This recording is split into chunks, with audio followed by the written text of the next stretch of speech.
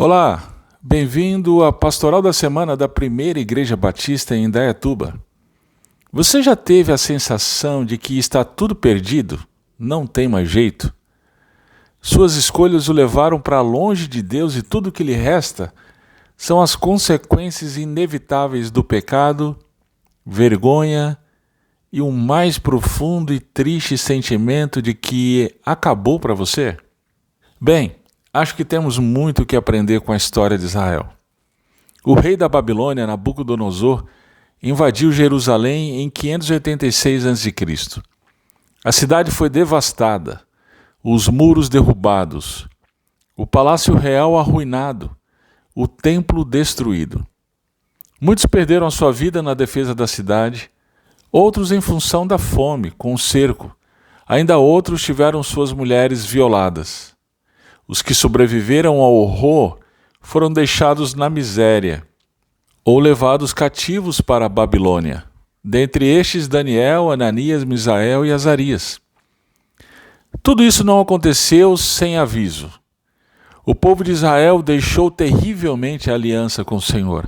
Passou a adorar apaixonadamente os falsos deuses das nações, ao ponto de sacrificar seus próprios filhos para obter favor dessas divindades.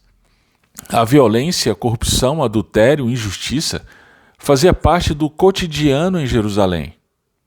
Diante disso, o Senhor enviou sucessivamente profetas para exortá-los ao arrependimento, sob pena do juízo de Deus sobre toda a nação.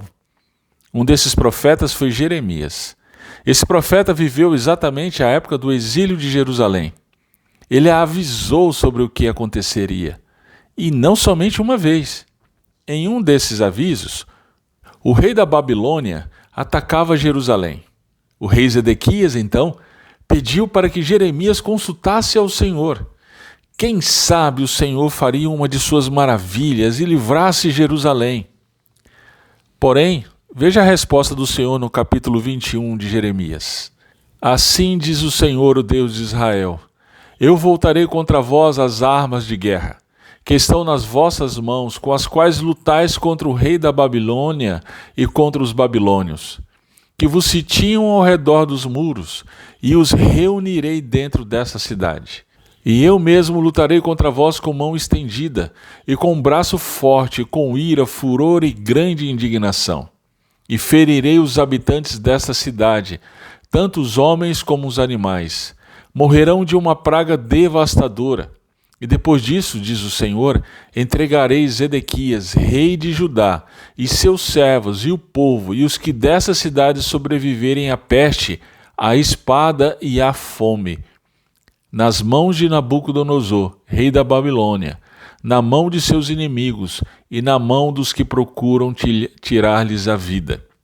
Ele os matará ao fio da espada, não os poupará, nem terá compaixão ou misericórdia. E dirás a este povo: assim diz o Senhor, eu ponho diante de vós o caminho da vida e o caminho da morte. Quem permanecer nessa cidade morrerá pela espada, pela fome ou pela peste. Mas quem sair e se render aos babilônios que vos cercam, viverá e terá a sua própria vida por despojo. Porque determinei fazer o mal contra essa cidade, e não o bem, diz o Senhor. Ela será entregue nas mãos do rei da Babilônia, e ele a incendiará. E dirás à casa do rei de Judá: ouvi a palavra do Senhor, ó casa de Davi, assim diz o Senhor: executai justiça pela manhã e livrai o oprimido da mão do opressor, para que o meu furor não saia como fogo e se acenda, sem que ninguém o apague, por causa da maldade de vossas ações. Eu estou contra ti, que estás entronizada sobre o vale, no planalto rochoso, diz o Senhor. Contra vós, que dizeis: quem virá contra nós? Quem entrará nas nossas moradas? E eu vos castigarei segundo o fruto das vossas ações, diz o Senhor. E no seu bosque acenderei fogo que consumirá tudo o que estiver ao seu redor. E de fato isso aconteceu.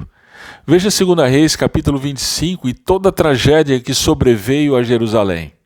Agora, paremos por um momento e nos coloquemos ao lado de Daniel e seus amigos. Fomos levados como prisioneiros. Ao todo, 4.600 pessoas, conforme Jeremias 52:30. Perdemos nossos pais na guerra, nossas mães e irmãs foram violadas, nossas casas destruídas e não temos notícias nenhuma se alguém sobreviveu e ficou na cidade. Nossas referências de autoridade, sacerdotes, príncipes e rei, ou foram assassinados ou também foram levados cativos. Nossa referência de segurança, a cidade fortificada, foi devastada. E da nossa referência de adoração, o templo, só resta escombros. Além de tudo isso, pesa sobre nós a consciência de que todo o nosso sofrimento é justo. Merecemos todo esse terror por conta dos nossos pecados e maldades. Então, está tudo perdido, correto? Resta-nos a resiliência da espera do golpe final. Espera um pouco. Tem uma carta de Jerusalém que está em posse de Seraías, o chefe dos camareiros. Ele recebeu essa carta do profeta Jeremias com instruções de que, quando chegasse à Babilônia, a lesse. Sabe qual era o conteúdo da carta? Acompanhe comigo. Em primeiro lugar, a respeito da Babilônia. A profecia começa em Jeremias 50 e termina no final do capítulo 51. Veja como termina. Versos 62 a 64. E dirás, tu, Senhor, falaste que destruirias este lugar, no caso, a Babilônia, até que nenhum morador permanecesse, quer homem, quer animal, mas que se tornaria em ruínas para sempre. E acabando de leres este livro, atarás uma pedra nele e o jogarás no meio do Eufrates.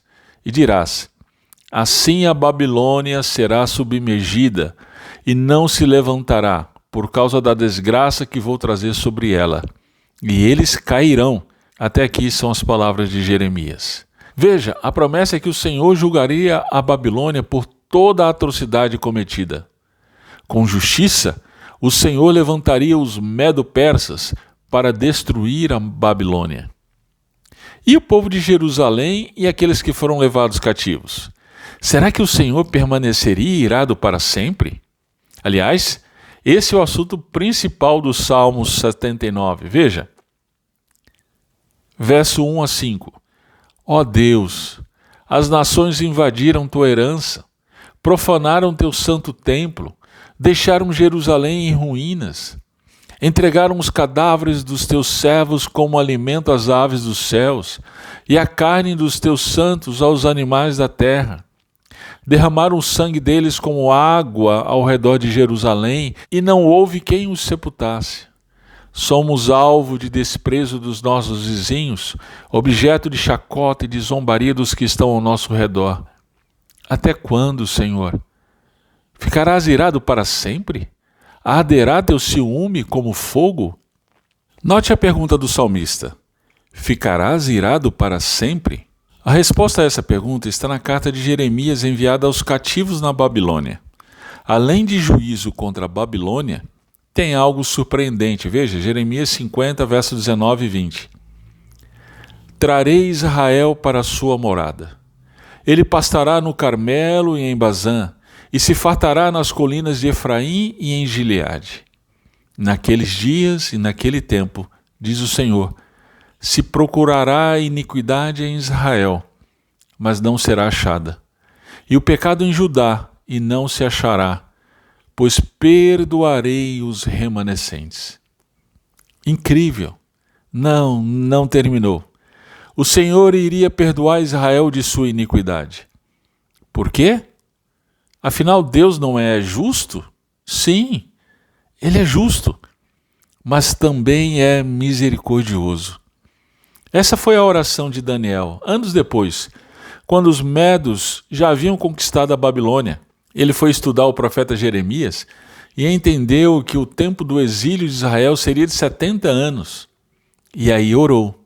Na sua oração ele disse, isso está em Daniel 9, 17 a 19, ó nosso Deus, ouve agora a oração e as súplicas do teu servo, e faze resplandecer o teu rosto sobre o teu santuário assolado, por amor de ti, Senhor. Ó Deus meu, inclina os ouvidos e ouve, abre os olhos e olha para a nossa desolação, e para a cidade que é chamada pelo teu nome. Pois não lançamos as nossas súplicas diante da tua face, confiados em nossas justiças, mas em tuas muitas misericórdias. Ó Senhor, ouve. Ó Senhor, perdoa. Ó Senhor, atende-nos e age sem tardar, por amor de ti mesmo, ó meu Deus, porque a tua cidade e o teu povo se chamam pelo teu nome. Veja, Daniel, que havia sido levado cativo, orou pelo cumprimento da promessa do Senhor. O fundamento de seu pedido não foi seus próprios méritos, mas a misericórdia do Senhor. Meu querido, essa história não termina com o retorno do povo a Jerusalém. A promessa é plenamente cumprida na vinda do Messias, Jesus Cristo. Ele trouxe o perdão para o povo de Israel e para todo o mundo. Sim, assim como Israel, todos nós nos rebelamos contra o Criador. Nossas maldades ofendem o caráter do bom Deus. Por conta disso, nos separamos de Deus, fomos feitos escravos, nos tornamos cegos e merecemos a justa condenação eterna. Acabou então? Não tem esperança? Veja o que Paulo escreveu aos Efésios, no capítulo 2, verso 4 a 7. Mas Deus, que é rico em misericórdia, pelo imenso amor com que nos amou, estando nós ainda mortos em nossos pecados, deu-nos vida juntamente com Cristo, pela graça sois salvos, e nos ressuscitou juntamente com Ele, e com Ele nos fez assentar nas regiões celestiais em Cristo Jesus, para mostrar nos séculos vindouros a suprema riqueza da sua graça, pela sua bondade para conosco em Cristo Jesus. Sim, o pecado de Israel não era o fim, assim como não é o fim para nós.